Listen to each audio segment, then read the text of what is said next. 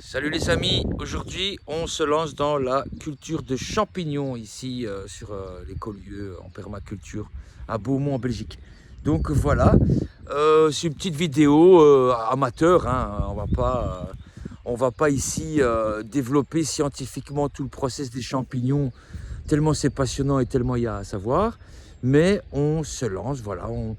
Il y a la méthode où on ensemence des bûches et puis il y a la méthode où on va ensemencer des copeaux de bois pour faire une culture mère, comme m'a expliqué mon ami. Et on a acheté nos champignons chez la Mycosphère ici en Belgique, que je vous conseille, de découvrir, lamycosphère.com si je ne me trompe pas. C'est une super équipe de gens passionnés et qui font ça avec tout leur cœur et toute leur âme et qui gagnent à être connus avec une qualité de champignons, de sport de champignons incroyable. Donc voilà, lamycosphère.com si je ne me trompe pas. Et voilà, je vous conseille d'aller chez eux. Ils font plein de vidéos aussi, ils expliquent super bien. Donc voilà, nous ici on a commencé un truc un peu amateur, mais avec tout notre cœur. Et mon ami Gontran qui est là-bas, qui est vraiment spécialiste du champignon, croyez-moi, il en connaît un bout. Donc c'est grâce à lui maintenant qu'on se lance dans la culture des champignons ici. Et c'est vraiment génial, ça fait longtemps qu'on en parlait, ça fait longtemps qu'on avait envie. Et mon ami Gontran est toujours là pour soutenir le projet et il participe très activement à la création de cet écolier en permaculture. C'est avec lui qu'on a dessiné justement ce dernier mandat là autour et tellement de choses, avec Gontran. Alléluia mon ami Gontran. Donc, ici on a fait un tas un peu barbare où on va ensemencer du shiitake.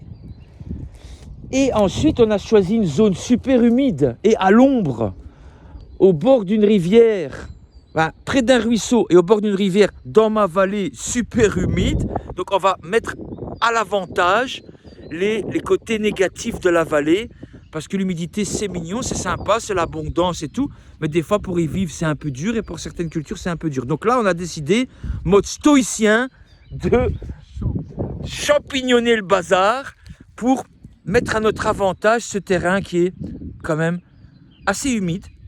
Mais voilà, c'est propice pour les champis. On a bien étudié le bazar, surtout Gontran. Mais faut pas être devin pour savoir que dans cette vallée, le champi va pousser comme des champignons, en abondance. Donc voilà, première technique pour le shiitake, on a mis une grosse couche de paille propre,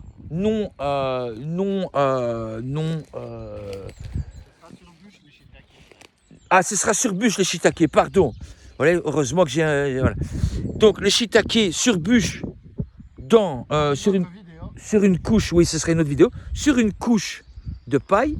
Et ici, on va faire des cultures mères, comme on appelle. Donc là, on a mis de la paille pour un peu ralentir l'herbe.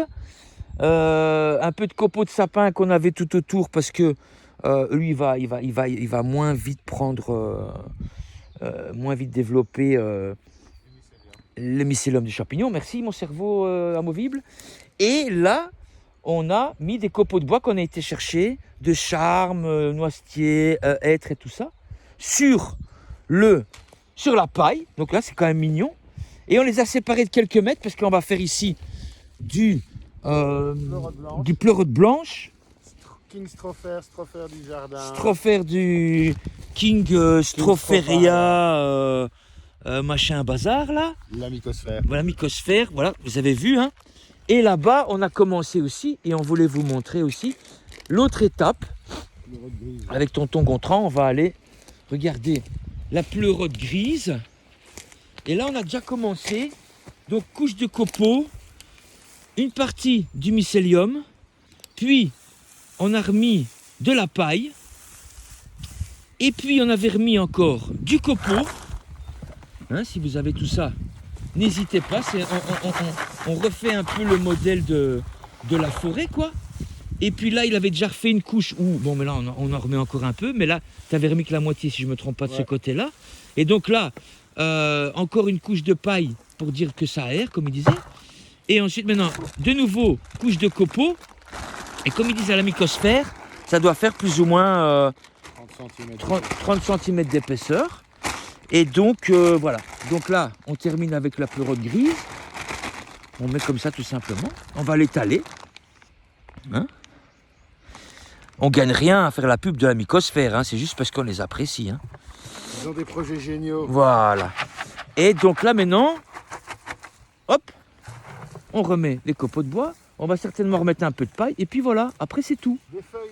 Un peu de feuilles aussi pour dire de recopier un peu le modèle de la forêt. Et puis donc voilà, là on aura la culture de champipi. Et puis après on va pouvoir déjà il va y avoir quelques kilos de récolte ici. Et ensuite après il y aura les spores qui ont recolonisé toute la paille, tous les copeaux et tout ça. Et après on pourra les diffuser en différents endroits. Toujours s'assurer que ce soit bien humide. Et ensuite on est parti pour des années de champipi. Donc voilà, c'est pas si compliqué. Hein. Prochaine vidéo pour vous montrer comment on va le faire avec les bûches. Là les bûches, il faut des bûches fraîches, moins de 6 mois. Donc des bûches qui ont été coupées il y a moins de 6 mois pour qu'elles ne soient pas déjà colonisées par les champis. Puis on va les trouer. Et là, la mycosphère, ils vendent aussi des chevilles qui ont déjà été colonisées, pleines de spores. Et on les enfonce dans les trous, on met de la cire. Et puis vous êtes parti aussi pour des mois et des mois d'attente déjà aussi. Mais après des mois et des années de champignons. Parce que quand le bois va se dégrader, vous pourrez le diffuser partout où vous avez du bois, de la paille, des feuilles, un tas de choses comme ça, pardon. Et avoir des champipis à vie, des beaux champignons, plein de protéines. Donc voilà les amis, c'était un plaisir de vous partager ça.